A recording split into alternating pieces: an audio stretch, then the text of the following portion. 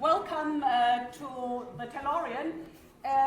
Everybody who wants to sit there, still chairs, the others.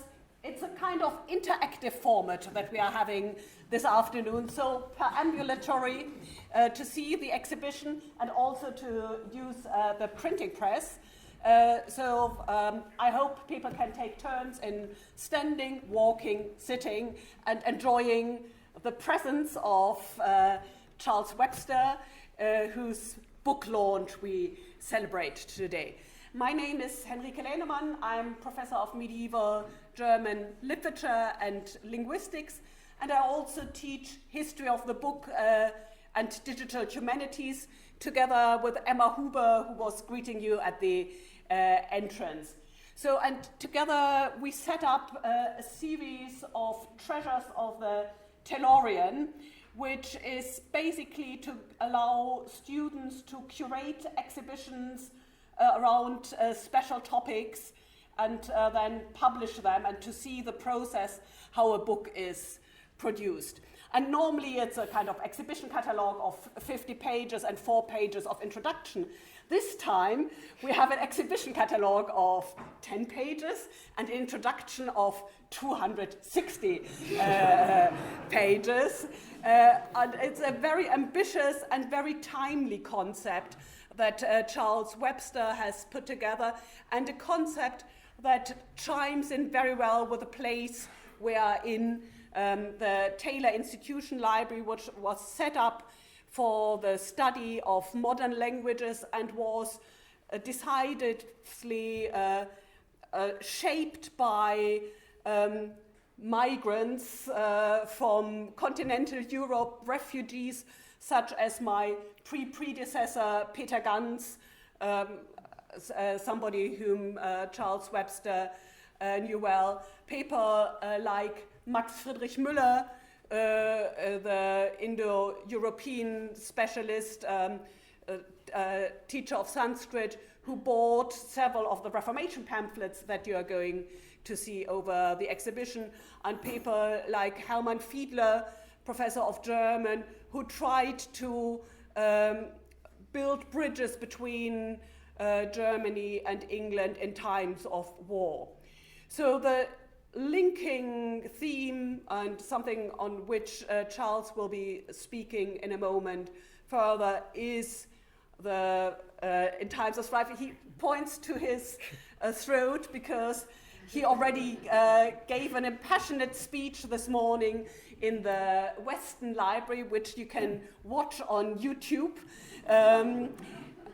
about the early part of the book, so the Hartleap network of the 17th century. So the exhibition will focus on the later 2 chapters of the book, which is the link between art and pacifist movement and intellectuals taking a stand through art and writing.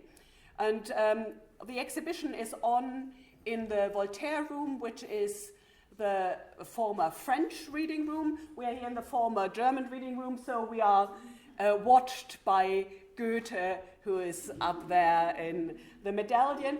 And we are also underneath the 4 statues of the languages taught in the 19th century in Oxford. And if you look at the statue representing German literature, she is portrayed as the thinking woman meditating, the melancholic one about the state of the world. The same as here the Gabriele Münter image of the thinking woman, which is the motto for women in German studies. So with another fanfare, I hand over to Charles and would ask you to listen carefully what he has to say in a quiet voice, and then you are welcome afterwards to continue printing, continue drinking, or go over to the exhibition where both of us will be, Charles to explain the exhibition cases and I to sell the book. So the book is only today on offer for £11 for the hard cover and £5 for the paperback. So take your chance.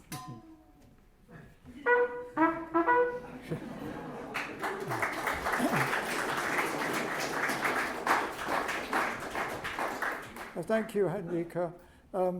I'm sorry about the voice, but the blame is on Henrike's shoulders because I gave a presentation this morning and talked myself out.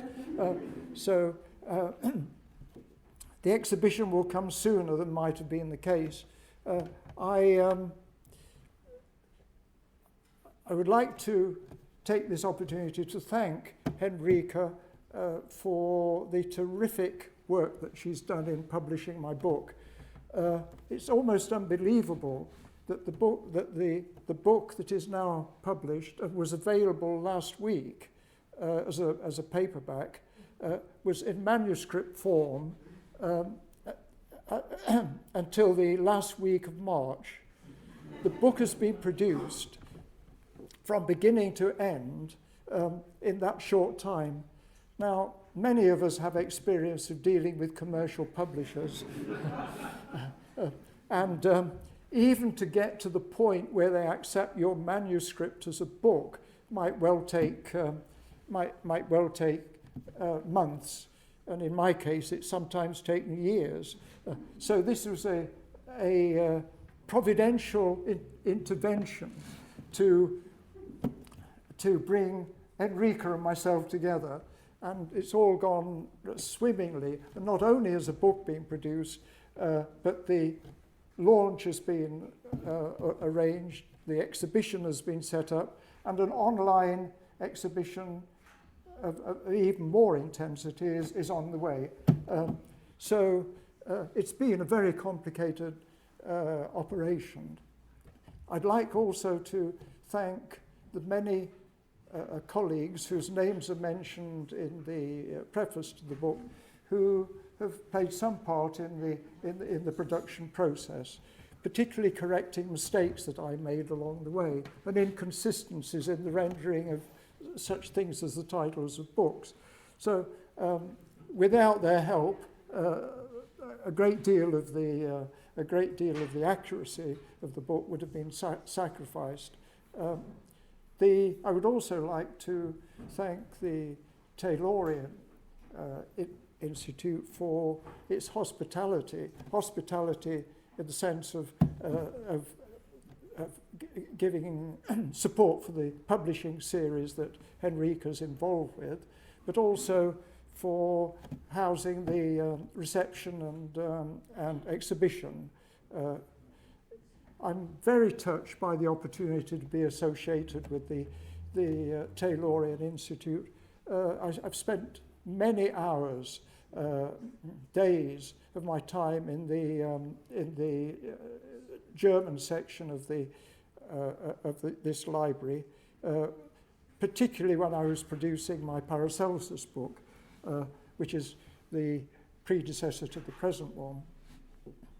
Now, with respect to the present occasion, I've been asked often why I chose the title in times of strife.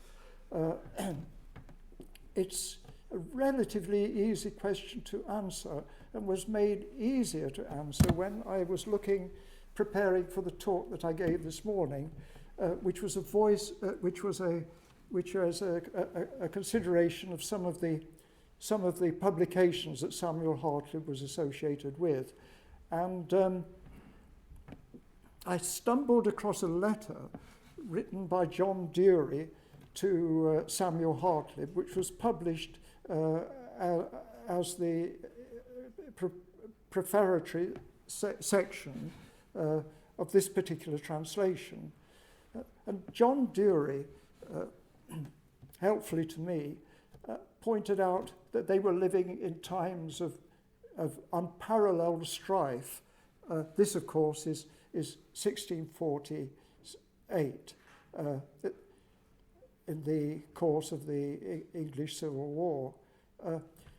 he felt that everything was falling to pieces. There was no intellectual coherence in the revolutionary movement. And he called for the minority of thinkers in the advisors to the rising stars of the parliamentary movement to stick together, to ignore the strife of their times, and to take the position of the underdog, that is, rowing against the tide, fighting against the winds of the time, and never be distracted from their humanitarian objectives as they define them. So Dury had echoed the title that I'd adopted, and I realized that when I was doing these four pieces of work in the course of the last 4 years, that they did connect together in that sort of way. The first sections of the first 2 chapters of the book deal with Samuel Hartlib and the Hartlib Papers. The Hartlib Papers are still not exploited sufficiently, yet they are absolutely immense. And this was where my historical work began, when I was a school teacher in Sheffield, before the Hartlib Papers were deposited in any library, before they were, of course, online, which they now are. And up to that point, only one person had written actively on the papers. This was George Turnbull, a lecturer first in Liverpool University, then the Professor of Education in Sheffield. A wonderful man, terrifically patient, and his work is enormously helpful still. It's his book, which was unfortunately called Gleanings from the Hartlib Papers, is an encyclopedia of information with huge accuracy. It's the Bible for anyone who's to work on this particular phase. The papers themselves before they became online, are 70 volumes, some of them containing hundreds of papers, and had lain dormant in the attic of Lord Delamere and his family ever since the Restoration. They were salted away after the death of Samuel Hartlib in 1662 by former leaders of the Cromwellian military, fearful that if they fell into the hands of the royalists, that their role as agents of Cromwell would be uncovered and their careers would be ruined. So away they went into the family of Lord Delamere, and were not unearthed until 1935, when Lord Delamere was clearing out his home and settling in Kenya, where his family remains, and where Lord Delamere's activities are recorded in various lurid works of fiction and film, if I may put it that way. So the first 2 chapters deal with the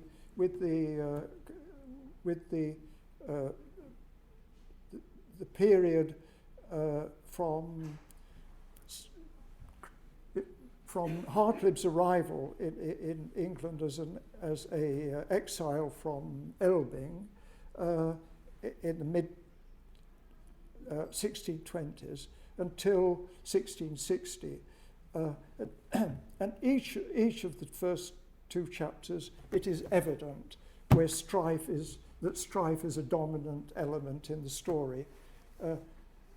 Comenius, who comes into this into the first chapter, is absolutely typical of the chaotic life that was led at this particular time. He was an exile from Bohemia after the Battle of the White Mountain in 1620, which was the end of a viable way of life for the Protestant communities of that time. He and his fellow exiles settled in Leszno in Poland, but that too was not a viable option, and instability drove him from Leszno, or made the Leszno situation unviable, and he considered England, which at that time was regarded as a bastion of tranquility. Among themselves, they would use the word tranquility as a definition of the way of life for scholars in this country, who could study from dawn to dusk and at any time of the year and be completely untroubled. He arrived in England in September 1641, just as the Civil War was erupting, which of course ruined any chance of him having a viable existence here. So after a few months, he went to Sweden, where he was treated as a minor subsidiary of the civil service and made to write various pamphlets on behalf of Swedish imperial expansion. A very unhappy way of life, which stiffened the Polish hatred of the religious order to which he began, which sealed their fate and sent the Bohemian exiles on their travels yet again. So the second chapter is mainly concerned with the Civil War period, which again is of course an obvious period of strife, and it's about really the attempts to establish a viable platform for social reconstruction in the predicted successful end of the revolutionary campaign. And it is amazing the range of proposals that they made. I'm very struck recently by the propaganda that the present government is putting out about free ports. Benjamin Worsley of the Hartlib group published a little pamphlet on free ports in 1650. Furthermore, Worsley was the agent responsible for the establishment of the Navigation Acts, which were one of the greatest money raisers for Britain in the short term and the cause of the American Revolution in the long term. So chapter 3, chapter 4, I should mention first, is very much connected with me, and I've lived with this story since my childhood, because it relates to the extermination of my own family in the course of World War II. But in the short term, this was not the fate of my father and his brother, because they were, although sent to Auschwitz, were removed from the Auschwitz train, the Auschwitz transport, just before it arrived in Auschwitz, and taken to the forced labour camp, where for a system which was employing a huge number of forced labourers from the local population, the Jewish population, which was considerable, but also many deported from Western Europe who were shocked and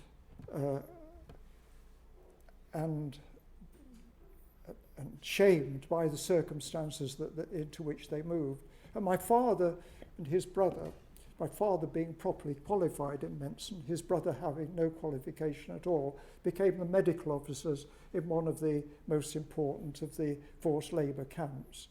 But chapter 3 deals with a subject area which superficially is not a time of particular strife.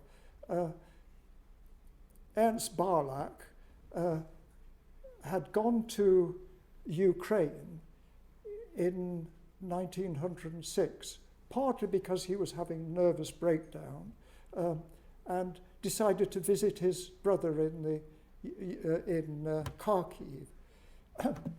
He went on a tour of the Ukraine which followed exactly the demarcation line between the Ukrainian and Russian armies as they stand at the moment. His final point was Bakhmut, which of course is reduced to ruins, but there's then a sleepy little town of peaceful existence. He returned and found his artwork reinvigorated by the Ukrainian experience, and he drew upon that experience for the rest of his career. Steinhardt, who is the second figure in that chapter, had also had an unexpected exodus from Germany due to World War I, when he was appointed as a military artist, which sounds a very favourable sort of situation, but actually was only in Lithuania for the purpose of photographing war graves. Not an exciting experience, but he used the period to immerse himself in the life of the Jewish communities, and produced the most amazing record in his sketchbooks of the day-to-day life of these very poor people, something that served him for the rest of his career. The work of Barlach continued in the interwar period with difficulty. He was a strange and eccentric man, very apt to make enemies, and he made the perfect enemy out of the Nazi Party, into which he poured scorn in every way that he could find, both as a writer and as an artist. And despite his work being classified as degenerate art, banned from exhibitions, confiscated the bronzes melted down for war materials, those sorts of little hiccups. As a degenerate artist, he was insolent and not willing to be silenced. The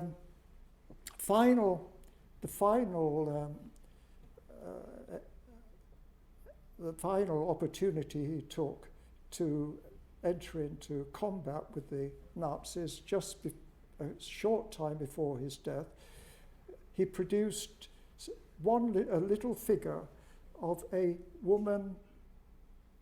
elderly woman beggar who was chilled in course of the winter weather. And this determined looking little figure is looking very determined to survive and not be silenced. And this is most definitely taken as an act of insolence to the Nazi authorities, who hated beggars being paraded about the scene as being the state of affairs of the German nation as it had developed under them. So the little lady was exhibited by a brave dealer, art dealer, in March 1937. It was confiscated after 4 days, thought to be destroyed, but a kind sympathizer in the Nazi setup returned the old lady to Barlach at his home in Güstrow, in North Germany. So just to help with the exhibition today, the old lady survives the original in 2 different forms in 2 different museums in Germany. But I made a small model of the old lady for the purposes of the exhibition. I hope you'll take opportunity to look at it. And also there's a postcard available of the original, which I will be very pleased for you to take if you would like one. And Henrike will have them at the side of the book signing. So I hope you enjoy the exhibition, and my deep thanks for you for attending. This, among other things, proved that I'm still alive.